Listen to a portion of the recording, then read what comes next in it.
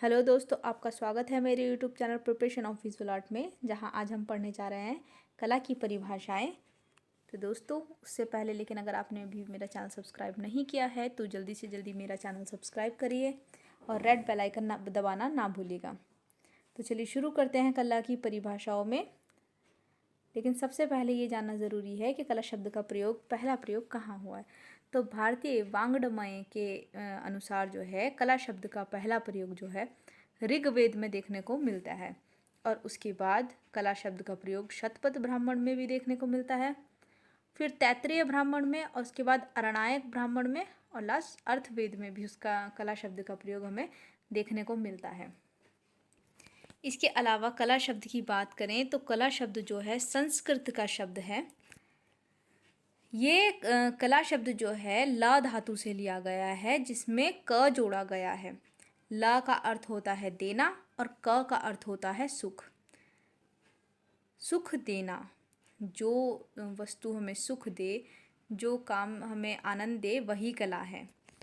ठीक है दोस्तों, कई विद्वान जो है कला शब्द का उद्भव जो है कल धातु से भी मानते हैं, जिसमें कल का मतलब होता है प्रेरित करना, अर्थात जो सर्जन की प्रेरणा देने वाला ही कला है। कला एक प्रेरित प्रक्रिया भी है। ठीक है, तो ये तो था दोस्तों छोटा सा एक इंट्रोडक्शन कला का। इसके अलावा कला शब्द में का जो अंग्रेजी रूपांतरण है आर्ट शब्द जो है अंग्रेजी का ही शब्द है। ये जो है इटालिया स्पेनिश का नहीं है। आर्ट को अंग्रेजी शब्द से ही लिया गया है। ठीक है, उसके बाद चलते हैं हम अपनी परिभाषाओं की तरफ। कला की परिभाषाएं, सबसे पहले परिभाषाओं में प्लेटो का नाम सबसे पहले आता है दोस्तों। तो प्लेटो की जो परिभाषा है, कला सत्य की अनुकृति है। प्लेटो ने जो है कला को सत्य की नकल बता दिया है। ये प्लेटो की परिभाषा है, कला सत्य की अनुकृति है। दूसरी परिभाषा यहाँ अरस्तु की है। अरस्तु जो कि प्लेटो के शिष्य थे, मतलब कला अनुकरण है। अरस्तु ने कला को अनुकरण माना। उसके बाद हीगेल की परिभाषा देखते हैं नंबर 3 पर। कला अधिभौतिक सत्ता को व्यक्त करने का माध्यम है। ये हीगेल की परिभाषा है। उसके बाद गेटे ने कला की क्या परिभाषा दी है? महान सत्य की प्रतिकृति प्रस्तुत करना ही कला की सबसे बड़ी समस्या है। सत्य की प्रतिकृति, सत्य की कॉपी प्रस्तुत करना जो है उन्होंने कला की सबसे बड़ी समस्या बताया है गेटे ने। उसके बाद शतपथ ब्राह्मण में जो है कला की क्या परिभाषा दी हुई है? सबसे पहली बात तो शतपथ ब्राह्मण में जो है कला को शिल्प बता दिया गया है यहाँ पर। जैसे कि आप इस परिभाषा में देख सकते हो, जो कुछ भी देव शिल्पों का प्रतिरूप है वह शिल्प है। ठीक है, उसके बाद चलते हैं हम क्रोचे की परिभाषा की तरफ। कला प्रभावों की अभिव्यक्ति है, ये क्रोचे की परिभाषा है। सिगमंड फ्रायड की परिभाषा क्या है? दमित वासनाओं का उभरा हुआ रूप ही कला है। उसके बाद शैले ने कला की क्या परिभाषा दी है? कला कल्पना की अभिव्यक्ति है। शैले ने कला को कल्पना की अभिव्यक्ति कहा है। उसके बाद हमारे प्रसिद्ध साहित्यकार कवि रविंद्रनाथ टैगोर जी, इन्होंने जो है कला के लिए क्या कहा है? कला की परिभाषा में क्या कहा है? जो सत्य है, जो सुंदर है, वही कला है। जो सत्य है, जो सुंदर है, वही कला है।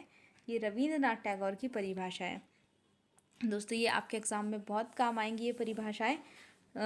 लास्ट में ये जो रस्किन की क्या परिभाषा है, आप देखते हैं। रस्किन ने जो है कला ईश्वरीय कृति के प्रति मानव आह्वान की अभिव्यक्ति है, ये परिभाषा जो है रस्किन ने दी है। उसके बाद टॉल्स्टॉय की परिभाषा की तरफ चलेंगे।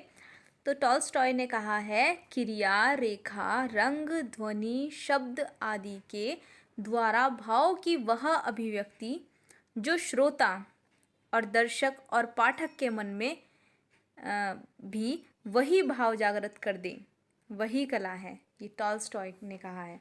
उसके बाद डॉक्टर श्याम सुंदर दास ने क्या कहा है कला के लिए? जिस गुण या कौशल के कारण किसी वस्तु में उपयोगी गुण और सुंदरता आ जाती है, उसको कला की संज्ञा दी जाती है। तो यहाँ डॉक्टर श्याम सुंदर ने जो है कौशल के कारण उपयोगी गुण और सुंदरता आ जाती है, उसी को उन्होंने कला की संज्ञा दी है, कला बताया है मतलब। उसके बाद प्रसाद जी ने इस पर कला की क्या परिभाषा दी है? उन्होंने कहा है कि ईश्वर की कर्तव्य शक्ति का मानव द्वारा शारीरिक तथा मानसिक कौशल पूर्ण निर्माण ही कला है। उसके बाद परमानंद चौयल जी ने क्या कहा है कला के लिए? इन्होंने कला आदमी को अभिव्यक्ति देती है। ये परमानंद चौयल की वो है परिभाषा है। और लास्ट में जो है हर्बर्ट रीड ने क्या परिभाषा दी है? कला अभिव्यक्ति के आह्लादक या रंजक रूप को कला मानते हैं। अभिव्यक्ति के आह्लादक या रंजक स्वरूप को कला मानते हैं। ये हर्बर्ट रीड की परिभाषा है। तो दोस्तों, अगर आपको मेरी ये वीडियो पसंद आई हो तो लाइक, शेयर, कमेंट और चैनल सब्सक्राइब करना बिल्कुल ना भूलेगा। And thank you for watching.